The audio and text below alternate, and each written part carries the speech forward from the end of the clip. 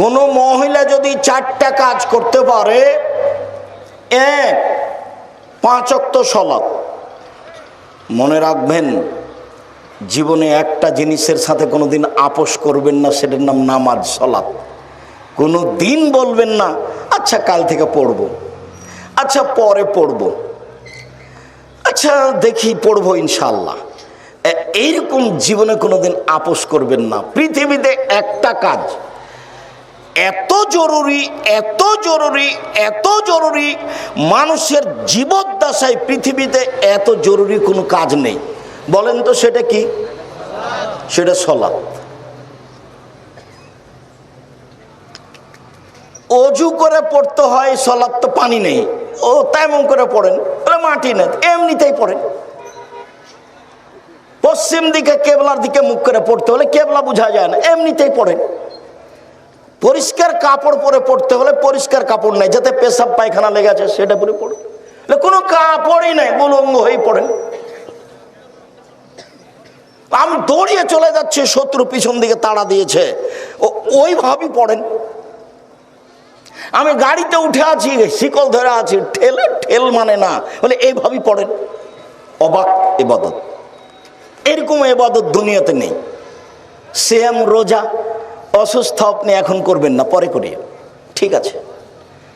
হজ এবছর করিয়েন না, সামনে বার করেন, সমস্যা নেই। যাকাত আজকে হিসাবে ফরজ হয়ে গেছে, 2 দিন পরে দেন, 2 দিন আগে দিয়ে দেন, সমস্যা নেই। অবাক ইবাদত পৃথিবীতে সালাত, যার সাথে কোনো আপোষ নেই। উপস্থিত বৈঠকের দিনই মুসলিম ভাই বোন, মনে রাখবেন 7 বছর বয়সে ছেলে মেয়েকে সালাত আদায় করতে বলতে হয়, 10 বছর বয়সে পিটিয়ে সালাত আদায় করার জন্য আদেশ করতে হয়। 15 বছর বয়সে ছেলে মেয়ে নামাজ পড়ে না, তখনও বাপ বেঁচে আছেন, এ কথাটা মিথ্যে। ও বাপ নয়, ওটা ওর সৎ বাপ, ওটা ওর চাচা, ওটা ওর সৎ বাপ, ওটা ওর চাচা। ও মিথ্যে বাপ, জাতিকে প্রতারণা দেওয়া বাপ, ও ধোকা দেওয়া বাপ। এখনই এ ছেলে যদি ভুল করে ব্যবসায় গোদাগাড়িতে যদি টাকা পয়সা হারিয়ে আসে, তাহলে বারবার খেপে ওঠে, হ্যাঁ তুই এ করিস তো দাঁত ভেঙে তোকে বাইর করে দেবো, এই সে কত কি বলছে। আর সালাত আদায় করে না, সে কিছুই বলে না, চুপচাপ মুখখান বন্ধ করে চলে যাচ্ছে এদিক ওদিক। কাপুরুষ, অত সহজ? তাহাজ্জুদ পড়ে জান্নাত কিনতে চান? পরিবার অন্যায় করবে, সহজে জান্নাত চলে যেতে চাচ্ছেন? 15 বছর বয়সের ছেলে মেয়ে পড়ে না, এ বাপ বেঁচে যে কথা ঠিক নয়। ও বাপ নয়, ও বাপ এ কথাই ঠিক, ও ভালো বাপ নয়। ও তাহাজ্জুদ পড়ে জান্নাত যেতে পারবে না, এ কথাই ঠিক। সম্মানিত দিনী ভাই বোন, বলছিলাম 1 সালাত খামসাহা, 5 ওয়াক্ত সালাত আদায় করলো। সমাদ শাহরাহা, রমজান মাসের সিয়াম পালন করলো। আতাত বালাহা, স্বামীকে মেনে চলল। অহাসানাত ফারজাহা, জেনায় লিপ্ত হলো না। জান্নাতের সব দরজা খোলা, যে কোনো দরজা দিয়ে যেতে পারবে, যে কোনো দরজা দিয়ে। 4টা কাজ পৃথিবীতে, এমন কোনো 4টা কাজ নেই যে পুরুষ করলে সে সরাসরি জান্নাতে যেতে পারবে, এরকম কোনো কাজ পুরুষের জন্য নাই। 4টা শুধু মহিলাদের জন্য। শুধু মহিলারাই 4টা কাজ করলে জান্নাতের সব দরজা খোলা। 1 5 ওয়াক্ত সালাত, 2 রমজান মাসের সিয়াম, 3 স্বামীকে মেনে চলা, 4 জেনায় লিপ্ত না হওয়া। আব্দুর রাজাক সাহেব, আমাদের কাছে 3টে গুণ আছে। আমরা 5 ওয়াক্ত সালাত আদায় করি, সিয়াম পালন করি, আমরা জেনায় লিপ্ত হই না। তবে স্বামীকে মেনে চলার ব্যাপারে আমাদের একটু আপত্তি আছে। আমার স্বামীর মুখ খুব খারাপ, ও খালি গালি দেয়, কথায় কথায় গালি দেয়। আর বড় মোবাইলে ল্যাংটা মেয়ে দেখে। আপনার স্ত্রী কি মিথ্যা কথা বলছে আপনি মনে করছেন? মনে হয় আপনার মুখ খারাপ। রাসূল সাল্লাল্লাহু আলাইহি সাল্লাম বলছেন, পৃথিবীর মানুষ মনে রেখো, মাইয়াজমানলি মা বাইনা লাহিয়া হুমা বাইনা রিজলাহি আদমাল্লাহুল জান্নাহ, কেউ যদি দুইটা জিনিসের জিম্মেদারি নিতে পারে, আমি মুহাম্মদ সাল্লাল্লাহু আলাইহি সাল্লাম তাকে জান্নাতে নিয়ে যাওয়ার জিম্মেদারি নিলাম। কিভাবে জান্নাতে নিয়ে যাবো সেটা আমার ব্যাপার। তবে মানুষ যদি দুইটার জিম্মেদারি নিতে পারে, এক, মুখখান খারাপ করবে না, মুখে কাউকে গালি দিবে না, মুখখান বন্ধ রাখবে। দুই, জেনায় লিপ্ত হবে না, বাস এ দুইটা। বলেন তো, এক কি? মুখ ব্যবহার করবেন না। দুই, জেনায় লিপ্ত হবে না। হাদিস বুখারী মুসলিম। কিভাবে জান্নাতে নিয়ে যেতে হবে সেটা আমার ব্যাপার। একবার বলছেন, সঙ্গী সাথী বলতে পারো মানুষকে পিছন দিক থেকে ধাক্কা মেরে জাহান্নামে নিক্ষেপ করে কি? সঙ্গী সাথী বলতে পারো মানুষকে পিছন দিক থেকে ধাক্কা মেরে জাহান্নামে নিক্ষেপ করে কি? সঙ্গী সাথী বলতে পারো মানুষকে পিছন দিক থেকে ধাক্কা মেরে জাহান্নামে নিক্ষেপ করে কি?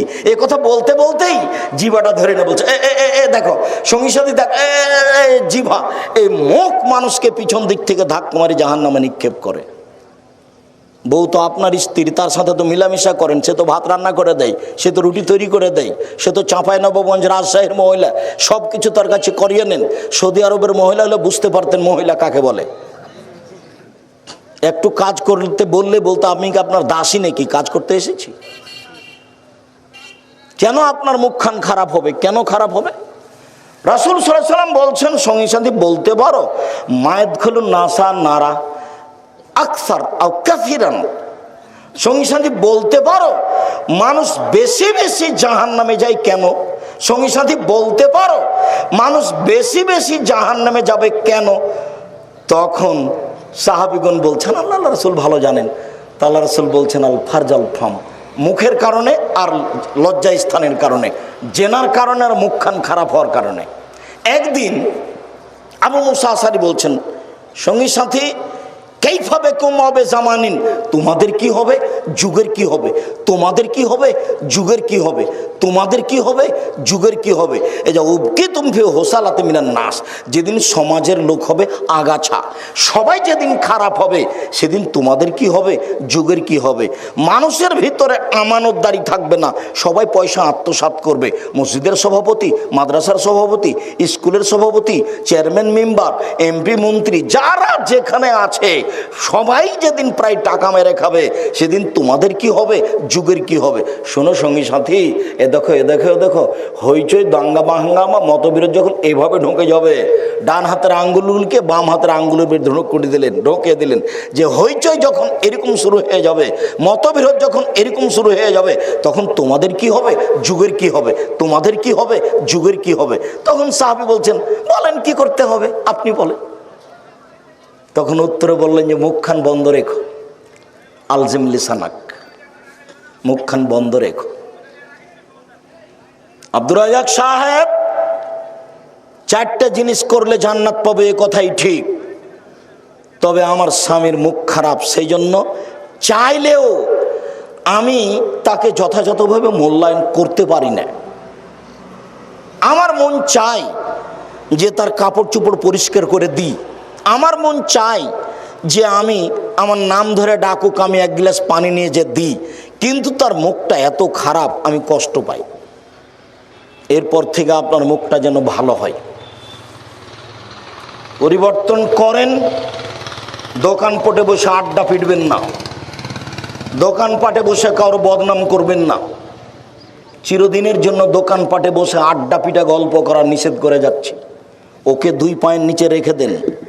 আজ থেকে নিয়ে আর কোনোদিন দোকানপাটে বসে গল্প করব না, বড় মোবাইলে ল্যাংটা মেয়ে দেখবো না। এশার সালাতের পরেই, আগেই খেয়ে থাকলে ভালো, খেয়ে না থাকলে খেয়ে ঘুমিয়ে যাব, ডান কাতে ঘুমাবো, সম্ভব হলে অজু করে এসে ঘুমাবো। যদি দোয়া পড়তে পারি আল্লাহুম্মা বিইসমে কামত ওয়াহে, এটা পড়বো। আরও যদি নবী যেটা বলতেন সেটা পড়তে পারি, বলবো আল্লাহুম্মা আসলামতু নাফসি ইলাইকা ওয়াজ্জাহতু ওয়াজহি ইলাইকা ওয়া ফাওয়াজতু আমরি ইলাইকা ওয়া জাআতু জাহরি ইলাইকা রাগবাত রাহাবাতান ইলাইকা লা মালজা ওয়ালা মানজা বিনকা ইল্লা ইলাইকা আমানতু বিকিতাবিকা আল্লাযী আনজালতা ওয়া নাবিয়্যিকা আল্লাযী আরসালতা। এটা আল্লাহ রাসূল ওযু করে ডান কাতে শুয়ে দোয়া পড়তেন।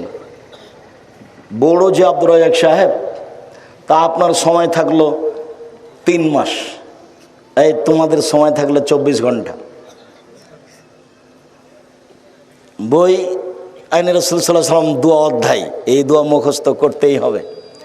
সায়েদুল ইস্তেগফার তোমাকে মুখস্থ করতে হবে, তুমি বাধ্য। চাঁপাইনবাবগঞ্জের ভাষায় তুমি তো করবে, তোমার বাপকে করতে হবে। তুমি একজন মুসলিম, কেন করবে না? করতে তুমি বাধ্য, করতেই হবে। আর যারা আপনারা কোরআন মাজিদ পড়তে পারেন, সূরা মুলক পড়বেন, সূরা সাজদা পড়ে ঘুমাবেন। মহিলা বৈঠকে যেটা বলেছে বুবু এই করলে এই হয়, বুবু ওইটা ঠিক নয়। মহিলা বৈঠকের বুবুর শতকরা 90% কথা মিথ্যা। আপনি যদি বলেন যে না এটা কথা ঠিক নয়, তাহলে আপনি আমার সামনে পেশ করেন, আপনাকে আমি অক্ষরে অক্ষরে দেখাচ্ছি। যারা রাতে সূরা মুলক পড়ে তাদের কবরের শাস্তি হবে না, হাদিস সহিহ, এ কথা আল্লাহর নবী বলেন। পেট ব্যথায় মারা যায় যারা, তাদের কবরের শাস্তি হবে না, এ কথা আল্লাহর নবী বলেন। জুমার দিনে মারা গেলে কবরের শাস্তি হবে না, এ কথা আল্লাহর নবী বলেন। শহীদ হয়ে গেলে কবরের শাস্তি হবে না, এ কথা আল্লাহর নবী বলেন। তো আমার জন্য সহজ কোনটা? এই চারটেই। সবচেয়ে সহজ হলো সূরা মুলক পড়া রাতে। এশার সলাতের আগে মুলক পড়ে নেন, এশার সলাতের পরে মুলক পড়েন, পড়ে ঘুমিয়ে যাবেন ডান কাতে। দেখবেন এমনিতে রাত 2টা-3টায় ঘুম ভেঙে গেছে। আকাশের দিকে মুখ করে দোয়া পড়েন। সূরা আল ইমরানের শেষ রুকুর প্রথম 5 আয়াত যদি না পারেন, তাহলে লা ইলাহা ইল্লাল্লাহু ওয়াহদাহু লা শারীকা লাহু লাহুল মুলকু ওয়া লাহুল হামদু ওয়া হুয়া আলা কুল্লি শাইইন কাদির ওয়া সুবহানাল্লাহি ওয়া আলহামদুলিল্লাহি ওয়া লা ইলাহা ইল্লাল্লাহু আল্লাহু আকবার ওয়া লা হাওলা ওয়া লা কুওয়াতা ইল্লা বিল্লাহ রব্বিগফিরলি রব্বিগফিরলি। এখন যা বলবেন সেটাই কবুল হবে, যা বলবেন সেটাই কবুল হবে। হাদিস তো বুখারী মুসলিম। কিছুই যদি না পারেন, সুন্দর করে ওযু করে 2 রাকাত সালাত আদায় করে আল্লাহকে বলেন আমি এটা চাচ্ছি। হাত তুলে বলেন, এইভাবে তুলতে পারেন, এটা স্বাভাবিক। আর যদি এখনই নিতে হয় তাহলে এইভাবে উঠাতে হবে, যেন বগলের শুভ্রতা দেখা যায়। আব্দুর রাজ্জাক সাহেব, আপনারা যে বলছেন হাত তুলে দোয়া চলবে না, আল্লাহুস সামাদ। হাত তুলে দোয়ার জন্যই তো দিন রাত লড়ছি। দোয়ার বইয়ে 24টা হাদিস জায়গা উল্লেখ করা আছে কোথায় কোথায় হাত তুলে দোয়া করতে হবে, আর 35টা হাদিস পেশ করা আছে সিরিয়াল সহিখালে হাত তুলে দোয়া করার প্রমাণে। যেগুলো বিদআত সেগুলো উল্লেখ করা আছে, ওগুলো থেকে সাবধান, বেঁচে থাকতে হবে। 5 ওয়াক্ত সলাতের পরে হাত তুলে সবাই মিলে দোয়া করা যাবে না, এতে রাসূলকে অপমান করা হবে, এই কথাই ঠিক। ঈদের মাঠে করা হবে না, এই কথাই ঠিক। সভা সমিতি শেষে এটা করা হবে না, এই কথাই ঠিক। বিবাহের বৈঠক শেষে এটা করা হবে না, এই কথাই ঠিক। ঈদের মাঠে এটা করা হবে না, এই কথাই ঠিক। হাত তুলে দোয়া করা ব্যক্তিগত ব্যাপার, এই কথাই ঠিক। পানি চাইতে গিয়ে সমষ্টিগত ব্যাপার, এই কথাই ঠিক। 26 বছর থেকে ফতোয়া লিখে, তারপর আপনাদের বাড়ির পাশের মানুষ সাইদুর রহমান ইসাতে ইসলামের প্রিন্সিপাল, একসাথে অনেক দিন ফতোয়া লিখেছি, হাতে ফতোয়া লিখা আসছি। এখন সাধারণ মানুষ ফতোয়া বোর্ডের দায়িত্ব পালন করি। দেশ বিদেশের বড় বড় বিদ্বান আমার সামনে বসে থাকেন। সম্মানিত দিনী ভাই বোন, বলছিলাম মহিলা যদি 4টা কাজ করে জান্নাতের সব দরজা খোলা। আপনার মুখখান ভালো করেন। পরের অংশে বলছি, আপনি দিনী বোন, আপনার যদি জেনা হয়ে গিয়ে থাকে, আজ থেকে কান্নাকাটি শুরু করুন। জিন্দেগিতে আর কোনোদিন এই পাপে লিপ্ত হব না মর্মে আপনি আল্লাহকে বলেন, আপনার পাপ ক্ষমা হবে ইনশাআল্লাহ। আল্লাহ তাআলা বলেন, অনাহান নাফসা আনিল হাওয়া ফাইনাল জান্নাতা হিয়াল মাওয়া। কেউ যদি তার প্রবৃত্তিকে পাপ থেকে ঠেকাতে পারে, আমি আল্লাহ তাকে জান্নাতুল মাওয়া দিয়ে দিলাম। জান্নাতুল মাওয়া আপনার জন্য অপেক্ষা করছে। আপনি পাপ থেকে নিজেকে ঠেকান, চিন্তা করবেন না 4টা জিনিস করলে মহিলারা জান্নাতের চলে যাবে, এ কথাই ঠিক। আবু হুরায়রা রাদিয়াল্লাহু তাআলা আনহু বলেন, রাসূল সাল্লাল্লাহু আলাইহি সাল্লাম বলেছেন, খায়রুন নিসায়ে, মহিলাদের মধ্যে সবচেয়ে ভালো কে? খায়রুন নিসায়ে, মহিলাদের মধ্যে সবচেয়ে ভালো কে? তখন আল্লাহ রাসূল বলছেন, ইদা নাযারা ইলাইহা সাররাতহু, স্বামী তার দিকে দেখলে স্বামীকে খুশি করতে পারে। 1 2 ওই যে আমারাহা আতা আথু, স্বামী আদেশ করলে পালন করে। তিন ওই যে গাবান হাফেজাতু, স্বামী যখন বাড়িতে থাকে না তখন মোবাইলে কারো সাথে প্রেমের গল্প করে না। স্বামী যখন বাড়িতে থাকে না তখন দেবর ভাসুরের কারোর সাথে গল্পে লিপ্ত হয় না, ঘরে কাউকে ডেকে নিয়ে এসে বসায় না, স্বামীর অর্থ সম্পদ হেফাজতে রাখে। এই তিনটে গুণ আছে যার, সেই নারী সবচেয়ে ভালো। এই কথা মুহাম্মদ সাল্লাল্লাহু আলাইহি সাল্লাম বলেন। এক, স্বামীর সাথে কথা বললে হাসি মুখে বলে।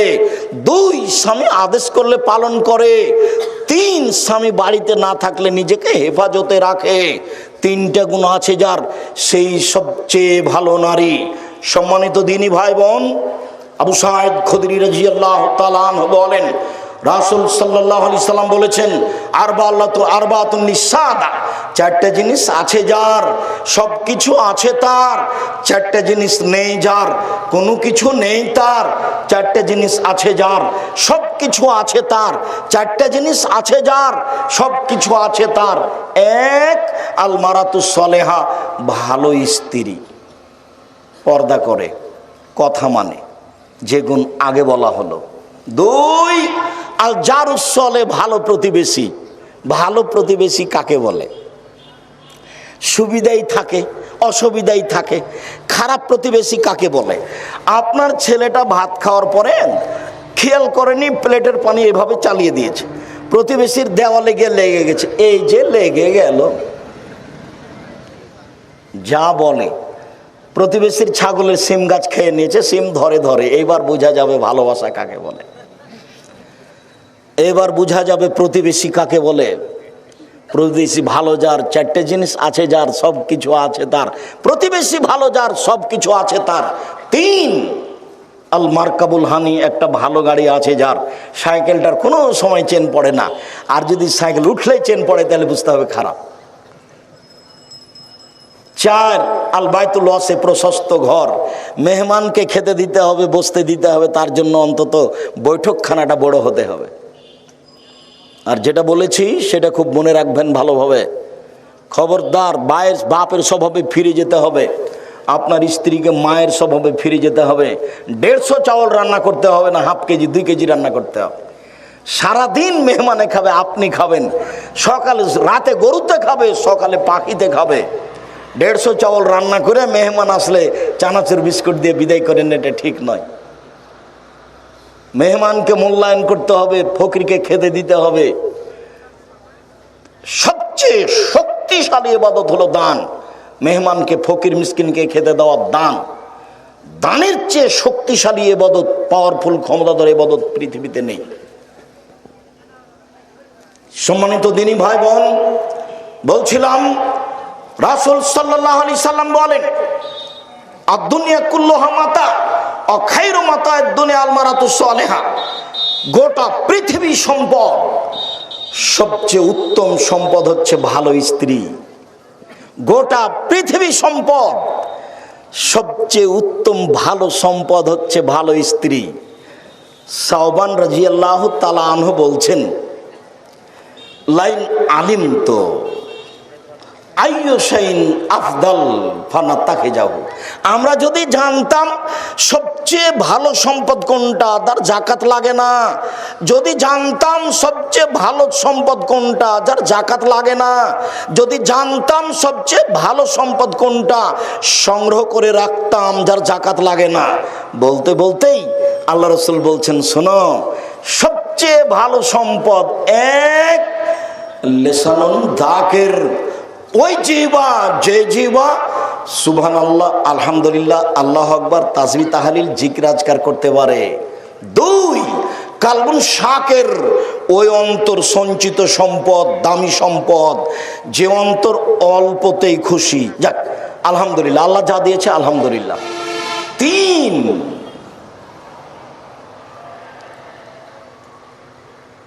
ভালো স্ত্রী, যাকে দিনের ব্যাপারে সহযোগিতা করে। আজান হলে মসজিদে যাওয়ার জন্য বলে, রাতে দেরি করে আসলে বলে, দুঃখিত, আপনাকে আমি খুব ভালোবাসি, আপনার অপেক্ষায় চেয়ে আছে, আমি খাইনি, আপনার সাথে খাবো বলে সর্বদা তাকে দিনের উপরে সহযোগিতা করে। এই হলো সবচেয়ে ভালো সম্পদ, এ কথা রাসূল সাল্লাল্লাহু আলাইহি সাল্লাম বলেন।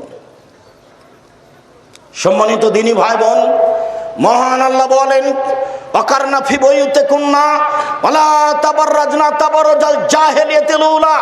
হে মুসলিম মহিলা, বন্যতার যুগে, বর্বরতার যুগে, অসভ্যতার যুগে নারীরা যেভাবে প্রদর্শন দিয়ে চলতো, মাথায় কাপড় দিত না, নগ্ন অর্ধনগ্নে হতো, চলতো, এভাবে তোমরা চলো না। এটা কঠোর আদেশ আল্লাহর পক্ষ থেকে। যারা মানে না তাদেরকে অধপতনে যেতে হবেই হবে। সেই পরিবার, সেই মা কোনোদিন সালাহুদ্দিনের মতো ছেলে জন্ম দিতে পারে না। যারা জাতিকে ধ্বংস থেকে কল্যাণের পথে আনতে পারে, মাই খারাপ, তার পেটে একটা ভালো সন্তানের আশা করা যায় কি করে? সম্মানিত দিনী ভাই বোন, মহান আল্লাহ বলেন, ইয়া আইয়ুহান নবী কুল্লি আজওয়াজিকা ওয়া বানাতিকা নিসাল মুমিনিনা ইদনিনা আলাইহিন্না মিন জালাবিবিহিন্না। মুহাম্মদ সাল্লাল্লাহু আলাইহি সাল্লাম, আপনি আপনার স্ত্রীদেরকে, আপনার মেয়েদেরকে, জনগণের স্ত্রীদেরকে আদেশ করে দেন, তারা যখন বাড়ি থেকে বের হবে তারা যেন মোটা চাদর, বোরকা পরে বের হয়, গায়ে চাদর দিয়ে বাড়ি থেকে বের হয়। আপনার ফুফু যে কাপড়ে চলতো, আপনি একদিন আপনার ফুফুকে আনতে গেছিলেন, তো আপনি আগে আগে আছেন, আপনার ফুফু পিছে পিছে আছে, রাস্তায় একটা লোক পড়ে গেল, আপনার ফুফুর গায়ের চাদরটা মনে পড়ে কি? আর আপনার ফুফু রাস্তার এক পাশে দাঁড়িয়ে গেল, লোকটা যখন পার হয়ে গেল তখন আপনার ফুফু আবার আসতে লাগলো, এরকম দৃশ্য আপনার মনে পড়ে? ওই পোশাকের কথা আল্লাহ বলছেন, এই পোশাকের কথায় আল্লাহ বলছেন। আল্লাহর নবী যখন বললেন সব মহিলাকে ঈদের মাঠে যেতে হবে, ভালো মহিলাতে ঈদের মাঠে যাবেই, ঋতুবতীকেও ঈদের মাঠে যেতে হবে। মহিলাদের 5 ওয়াক্ত সালাত বাড়িতে ভালো, জুমার সালাত মসজিদে ভালো, ঈদের মাঠে যেতে বাধ্য, মহিলাদেরকে ঈদের মাঠে যেতেই হবে। এই আদেশ যখন করলেন, ঋতুবতীদেরকেও যেতে হবে, যার হায়েজ হয়েছে তাকেও যেতে হবে।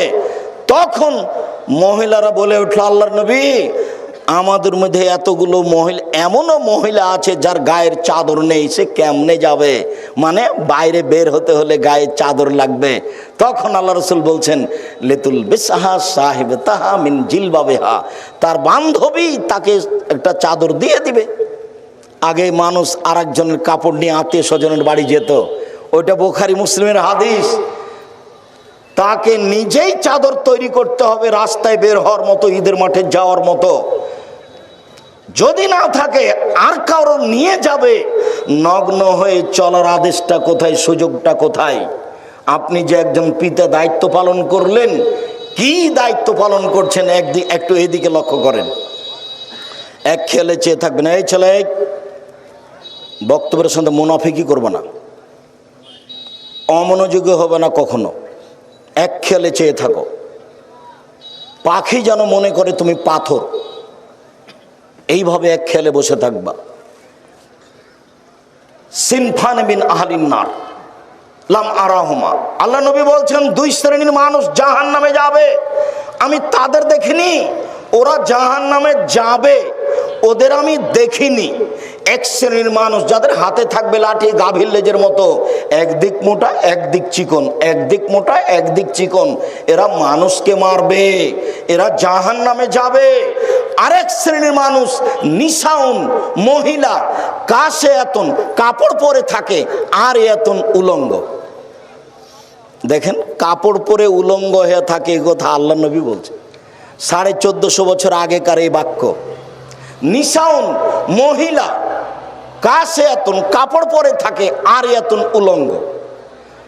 যদি শাড়ি পরে থাকে তাহলে ছোট ব্লাউজ আছে, পেট পিঠ দেখা যায়, হাত কবিয়ে পর্যন্ত দেখা যায়, বাহু পর্যন্ত, তো ওটা উলঙ্গ পোশাকে। আর যদি বোরখা পরে তাহলে ফ্যাশন বোরখা পরে, ঢঙ্গের বোরখা। আজ থেকে এই বোরখা আর কোনোদিন আপনি গায়ে দিবেন না, আজকে বাড়িতে গিয়ে জ্বালিয়ে দিবেন। এই মেয়ে, তোমাকে বলছি, তোমাকে বলছে, এই বোরকা তুমি আর কোনোদিন পরবা না। ফ্যাশন বোরকা পরে ঢং দেখিয়ে পর্দা দেখায় না। তুমি মুসলিম, তোমার ধর্মের নাম ইসলাম, তোমার নবীর নাম মোহাম্মদ সাল্লাল্লাহু আলাইহি সাল্লাম। আজও একটা হিন্দু মেয়ে নিজের পরিচয়ে বিবাহ হয়ে গেলে কপালে কি দিবে? সিঁদুর দিবে। জীবন বাজি রেখে সেটা সে করবেই। তার হাতে একটা কি দিবে? শাখা দিবে, মনে করে এটা আমার পরিচয়। তুমি একজন মুসলিম মহিলা ফ্যাশন বোরকা পরে জাতির ক্ষতি করে নিজেকে শিক্ষিতা মনে করো না। তুমি একজন মুসলিম মহিলা নগ্ন পোশাক পরে, অর্ধনগ্ন পোশাক পরে যুবকের ক্ষতি করে, জাতির ক্ষতি করে, শিক্ষক ছাত্রদের ক্ষতি করে নিজেকে শিক্ষিতা মনে করো না। তুমি শিক্ষিতা নও, তুমি শিক্ষিতা নও, তুমি শিক্ষিতা নও। তোমার বাপ শিক্ষিত নয়, তোমার মা শিক্ষিতা নয়। তোমার বাপ মা যদি নিজেকে শিক্ষিত মানুষ প্রমাণ করতে পারে, তুমি যদি নিজেকে শিক্ষিতা প্রমাণ করতে পারো, আমি আব্দুর রাজ্জাক মিনি ইউসুফ তোমার বাড়ির পাশে ওয়াদা করে গেলাম, আমি জাতির সামনে আর কোনোদিন বক্তব্য দেব না। তুমি কিভাবে প্রমাণ করো সেটা তুমি দেখাবা। তুমি একজন শিক্ষিতা মেয়ে জাতির ক্ষতি করো, তোমাকে দেখলে পাপ হয়, তোমার চুল দেখলে পাপ হয়, তোমার শরীর দেখলে পাপ হয়, তোমার অঙ্গ প্রত্যঙ্গ দেখলে পাপ হয়, তোমার গোটা দেহটাই হচ্ছে আর একজনের জন্য পাপের বস্তু। আল্লাহ রসুল বলছেন আল মারাতু আওরা, মহিলা হচ্ছে ঢেকে রাখা বস্তু, মহিলা হচ্ছে ঢেকে রাখা বস্তু। এ যা খারাজাত, ও যখন বাড়ি থেকে বের হয় ইস্তাশরাফা শয়তান, শয়তান তখন তাকে পাপের উপরে আরো ক্ষিপ্ত করে তোলে, শয়তান তখন তাকে আরো পাপের উপরে ক্ষিপ্ত করে তোলে। সেই জন্য তো রাস্তায় যখন হাঁটে তখন কেন জানে কেমন কেমন করে, আনছান আনছান করে, একবার ডান দিকে যায়, একবার বাম দিকে যায়, একবার হাত নাড়ে, একবার চুল নাড়ে, দেখেন না কেমন কেমন করে। তার মানে শয়তান তাকে বেকায়দায় ফেলেছে। রাসূল সাল্লাল্লাহু আলাইহি ওয়াসাল্লাম বলছেন নিসাউন, মহিলা, কাসিয়াতুন, কাপড় পরে থাকে, আরিয়াতুন, উলঙ্গ, মমিলাতুন, তারা পুরুষকে নিজের দিকে আকৃষ্ট করে, মায়লাতুন, তারা নিজেরা আকৃষ্ট হয়, তাদের মাথা বক্র উটের মতো হেলে দুলে চলে। এরা জান্নাতে যাবে না, এরা জান্নাতে তো যাবে না, যাবেই না, এরা জান্নাতে যাবে না, এরা জান্নাতে তো যাবে না, যাবেই না, এরা জান্নাতের গন্ধ পাবে না। যে জান্নাতের গন্ধ 1 বছরের দূরত্ব পথ থেকে পাওয়া যায়, এটা জান্নাত। এখানে আপনি একটা দ্রুতগামী ঘোড়ায় উঠেছেন, 1 বছর দৌড়িয়ে ঘোড়াটা যেখানে যাবে সেখানে যদি আপনি দাঁড়ান তাহলে জান্নাতের গন্ধ পাবেন। হাদিস বুখারী মুসলিম, আল্লাহর নবী বলছেন এই মহিলা জান্নাতের গন্ধ পাবে না। উপস্থিত বৈঠকের মুসলিম বোন, আপনাকে আমি খাটো করতে চাইনি, আল্লাহ রাসূল যা বলেছেন সেটা আপনাকে বলছি। আল্লাহর নবী বলেন মা তারাকতু বাদি ফিতনাতান নাযারা লিরিজালি মিনান নিসায়ে, আমার জীবনে আমি ছাড়িনি কোনো বস্তু যেটা পুরুষের জন্য বেশি বিপজ্জনক হতে পারে। আমার জীবনে আমি ছাড়িনি কোনো বস্তু যেটা পুরুষের জন্য বেশি বিপজ্জনক হতে পারে নারীদের চেয়ে। আমার জীবনে আমি ছাড়িনি কোনো বস্তু যেটা পুরুষের জন্য বেশি বিপজ্জনক হতে পারে নারীদের চেয়ে। রাসূল সাল্লাল্লাহু আলাইহি সাল্লাম বলেন ইন্নাল মারাতা তুকবালু ফি সূরাতি শয়তান ওয়া তুদবারু ফি সূরাতি শয়তান, নিশ্চয়ই মহিলারা শয়তানের বেশ ধরে আসে, নিশ্চয়ই মহিলারা শয়তানের বেশ ধরে যায়, নিশ্চয়ই মহিলারা শয়তানের বেশ ধরে আসে, নিশ্চয়ই মহিলারা শয়তানের বেশ ধরে যায়। রাসূল সাল্লাল্লাহু আলাইহি সাল্লাম বলছেন ইয়াকুমুদ দুখুল আলান নিসায়ে, পৃথিবীর মানুষ সাবধান, মহিলাদের কাছে যাওয়া থেকে বেঁচে থাকো, মহিলাদের কাছে যাওয়া থেকে বেঁচে থাকো, গেলেই তুমি বিপদে পড়ে যাওয়া। রাসূল সাল্লাল্লাহু আলাইহি সাল্লাম বলছেন লা ইয়াখলুন রাজুলুন বিইমরাতিন ইল্লা কানা ফালিসমু শাইতান, কোন পুরুষ যেন কোনো নারীর সাথে নির্জনে একত্রিত না হয়, কোন পুরুষ যদি কোনো নারীর সাথে নির্জনে একত্রিত না হয়, যদি হয় তাহলে তৃতীয় জন হবে শয়তান। অতএব খুব সাবধান থাকো। রাসূল সাল্লাল্লাহু আলাইহি সাল্লাম বলেন মা রাআইতু মিন নাকিসাত আকলিন ওয়া দীনিন আযহাবাল রুবি রাজুলিল হাজম মিন ইহদা কুন্না, ও নারীর জাতি, আমি দেখিনি তোমাদের চেয়ে কাউকে যে বুদ্ধিমানের বুদ্ধিকে নষ্ট করতে পারে। তোমরা এমন জাতি যে বুদ্ধিমানের বুদ্ধিকে নষ্ট করতে পারো। ও নারী জাতি, তোমরা এমন জাতি আমি দেখিনি তোমাদের চেয়ে কাউকে যে বুদ্ধিমানের বুদ্ধিকে নষ্ট করতে পারে। তোমরা এমন জাতি যে বুদ্ধিমানের বুদ্ধিকে নষ্ট করতে পারো। তুমি যে একজন হুঁশিয়ার বুদ্ধিমান ছেলেকে নষ্ট করতে পারো এটা তুমি নিজেই সাক্ষী। তুমি যখন নগ্ন হয়ে চলো তখন তোমার দিকে সবাই দেখতে থাকে। আবার তোমার মোবাইলে যদি রিং হয় তাহলে তুমি মোবাইলটা অন করে বলো, ভাইয়া কি বলছিলে ভাইয়া, ভাইয়া বলে তুমি চিৎকার করো। তখন তার অন্তরে দাগ কাটে তোমার কণ্ঠটা, তোমার কণ্ঠ পর্দা। মনে রেখো, মোবাইলে রিং হচ্ছে হোক, হতে হতে যদি শেষ পর্যন্ত তোমাকে ধরা লাগে তাহলে তুমি অন করে দে, বলবা আসসালামু আলাইকুম, জি কে বলছিলেন, আমার আব্বা বাড়িতে নেই, পরে কথা বলিয়েন, এটুকু বলবা কড়া কণ্ঠে। ওখানে যদি নরম কণ্ঠ না থাকে, কণ্ঠ পর্দা। রাসূল সাল্লাল্লাহু আলাইহি সাল্লাম বলছেন, লা তুবাসিরুল মারাতাল মারাতা ফাতানা থালে যাও যে কানো ইয়ানজুরে ইলাইহা। কোনো মহিলা যেন কোনো মহিলার গায়ে হাত না লাগায়, কোনো মহিলা যেন কোনো মহিলার গায়ে হাত না লাগায়। যদি লাগাই তাহলে সে বুঝতে পারবে এই মহিলার শরীর নরম না শক্ত। সময় এসে তার স্বামীর সামনে বলবে, তার স্বামী তখন অন্তরের চোখে তাকে দেখবে। হাদিস বুখারী মুসলিম। একটা মহিলাকে অন্তরের চোখে দেখা নিষেধ, তাহলে বর্তমান অবস্থা কি হতে পারে? ও মহিলা কলেজের প্রিন্সিপাল, আপনার কি হবে?